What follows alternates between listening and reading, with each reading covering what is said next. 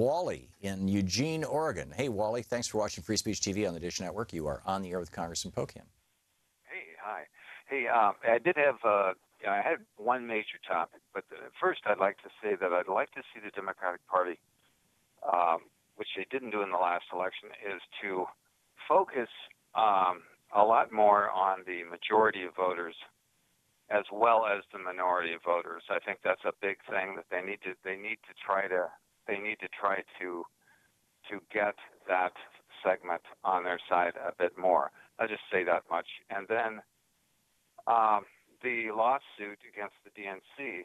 I don't watch the media that much because all they do is knock Trump every day, but which is fine.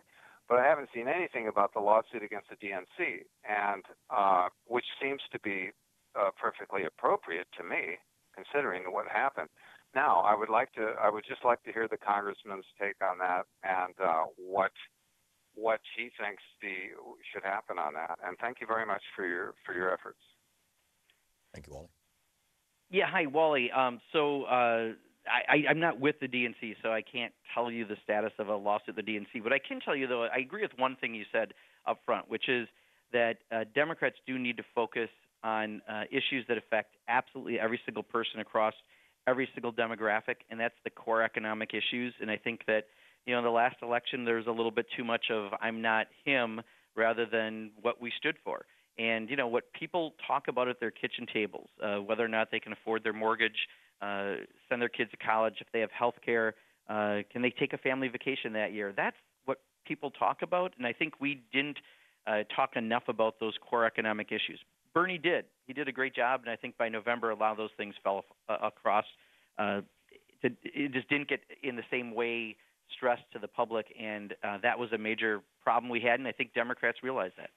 Okay. Patricia in Portage, Wisconsin. We have about a minute and a half till a break. A quick one for Congressman Pocan. Thanks for watching Free Speech. Yeah, biodiversity extinction is a major problem. It's what we depend on. You have no economy without a strong web of life, and it is two-thirds gone.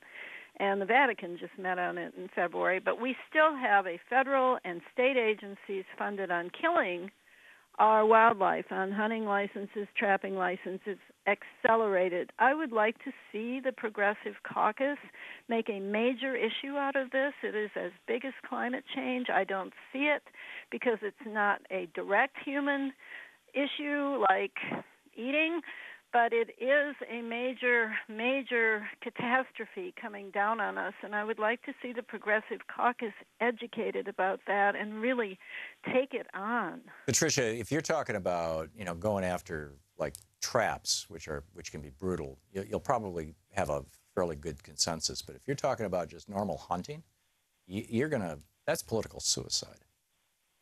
Forgive my jumping in here. What you're going to find is Congressman, your thoughts. Yeah, for the most part, is what we're talking about is we're going after the 31% cuts to the EPA, where it affects our clean air and clean water, which affects our wildlife, and there are those programs within those departments. So I hear you, Patricia. I think right now we're focused on the budget proposal, but some of those things are included in that. Russell in Hickory Hills, Illinois, listening on WCPT. You're on the air with Congressman Pocan. Yes, Mr. Pocan.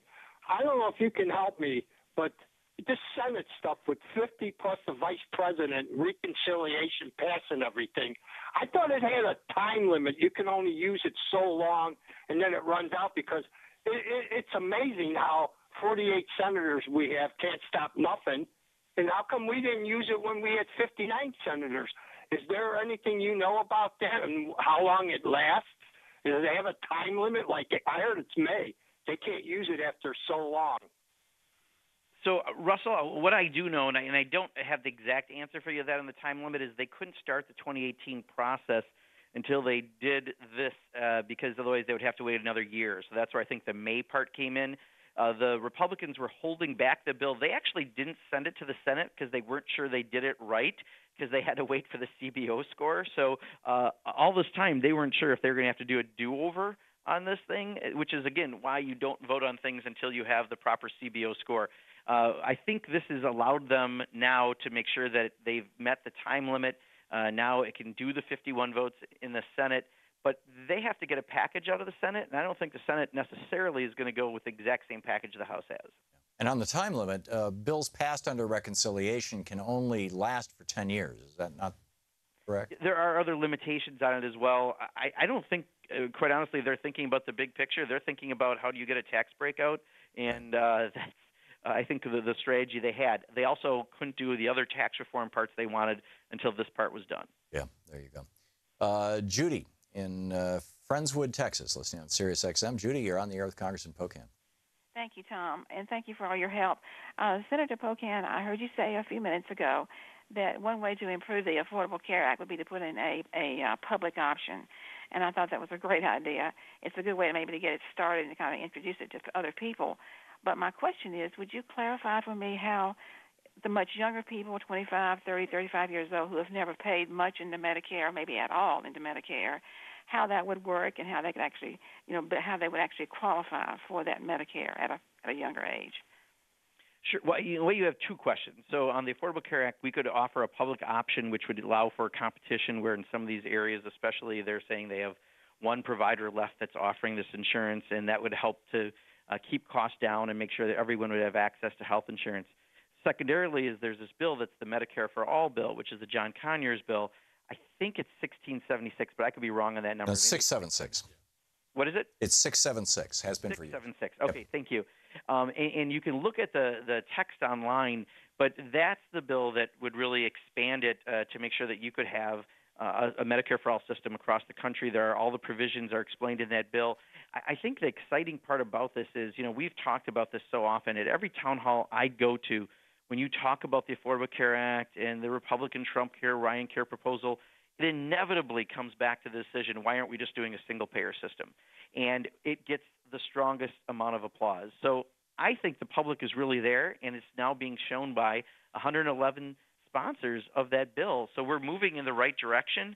But I think if you get a chance, look at, again, H.R. 676, and that can give you more about the bill and all the details that are in it. Wayne in Linden, New Jersey. You're on the air with Congressman Pocan.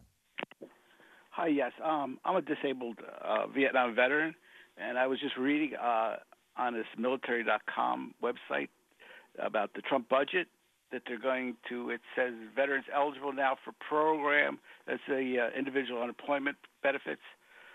They have a 60 to 100% disability rating, but are all paid at 100% rate because of service-connected disabilities. Makes them unable to work. The budget proposal would cut off payments once a veteran reached the minimum age for Social Security.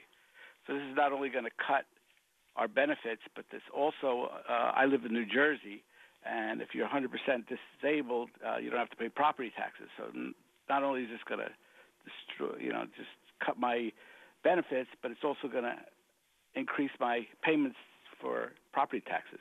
I don't know if many veterans are aware of this, and what can we do to fight this? Well, and it's also going to make it harder for veterans to find housing and for other folks in low-income areas to be able to find housing. I mean, there's a lot, right? This document's been out for 48 hours, although I think we had some, ideas of what was coming out of the skinny budget. So, I strongly recommend, people follow the Progressive Caucus on social media because we put information out daily about all of this, and you can take a look at the provisions. But we're going to have a lot of fighting to do to make sure we preserve these programs. I would just argue let's make sure we fight with others who are working against this budget. So it's not just our individual win or our individual fight, but we have a lot of fights out there to make sure that we don't have devastating cuts from everything from healthcare to education to veterans and more. All the money that goes to defense is going to go to big contractors buying big weapons, and you're not going to have it going to the people who actually serve the country. Jasmine in New Orleans, Louisiana. You are on the air with Congressman Pocan. Good morning, Tom. Good morning, Mark. Mark, I have the privilege back in 2011 to have been able to stand with you side by side during that Wisconsin uprising. Oh, and it was yes. the one time, I'm not kidding you when I tell you it was the proudest time I've ever felt in being a Scotty. A few years later, I did move away, but what I'm wondering now is something along the spirit of the Fab 14 is definitely needed in D.C. right now. And I'm not saying to repeat, but you and some creative representatives in Congress, I'm sure, can come up with something that will inflame our capital. Because really, I think 2011's uprising is definitely needed in D.C. and the march right after the election. While it was great, I don't think it was enough. I think they really, really need to be hitting home the way we did in Wisconsin back in 2011. Well, Jasmine, thank you for participating in that. Back when we had it, we were fighting against those collective bargaining changes that Scott Walker was doing and a lot of other bad things, cuts to education, et cetera. I think we are doing this, Jasmine. You know, one of the projects that the Progressive Caucus is doing, along with Indivisible, the PCCC, and Center for American Progress, is we're going into people's districts who won't talk about their health care bill, Republican districts, and having town halls. And while a few of us did it a few weeks ago, I don't have enough to announce yet, but I believe we're going to be somewhere between 15 and 20 of us doing it next week during our recess going into other districts. And we'll be able to talk about it next week on Tom's show because I'll have more information. But we're doing it. We're taking it right to them. If they won't, if they're too afraid to talk about the bill they voted on, we'll do it for them. Win in Salon, Maine. Hey, Win, you're on the air with Congressman Pocan. Yeah, thanks a lot. I appreciate being able to talk to you and the congressman. The question was asked earlier, but kind of got mixed up with a bunch of other stuff, didn't get answered. I really need to know just the effects of this bill in its present form, or the budget rather, just what the effects of this will be on somebody who is disabled and whose total income depends on his disability check. Yeah, the problem is every department almost has a 20 to 30% cut. So, you know, while we've tried to bring out some of the highlights, and I think, again, if you look, we put a video together that's had about 18,000 views that tries to do it in a graphic way, explain some of them. Obviously, there's a lot of cuts that are out there. What we're going to need to do is really work with whatever you're concerned about with the groups that are advocating with that to try to fight those cuts. And we're going to do that as the legislative arm of the resistance. But there is a lot out there. I could spend hours just going into the detail of the budget, even though we only had it for about 48 hours. But the thing to remember is this is just the proposal from the Trump administration. It still has to go through Congress in our appropriations process. I serve on that committee. We've just started some hearings with Betsy DeVos. I had a very testy hearing yesterday with her. She is incapable of answering questions. I think she would fail if she was actually taking a real test. And we're just starting this process to get into more depth of getting all the information out. But they have to still pass it in the House and Senate, so we have some time. So we'll let you know what would happen if they passed as is, but we're working to make sure there's changes. Yeah, and working hard. Congressman, we're going to hit a break in about 10 seconds here. So I wanted to thank you so much for being with us today and every week. Thanks, and thanks for the great work you're doing. No, thank you, Tom, and I'm looking forward to next week. Great, thank you. Congressman Mark Pocan, his website, pocan.house.gov, and you can tweet him at Rep. Mark Pocan, MarkPocan. Send him a thank you. Say hi. We'll be back. Stick around. Got a surprise guest for you.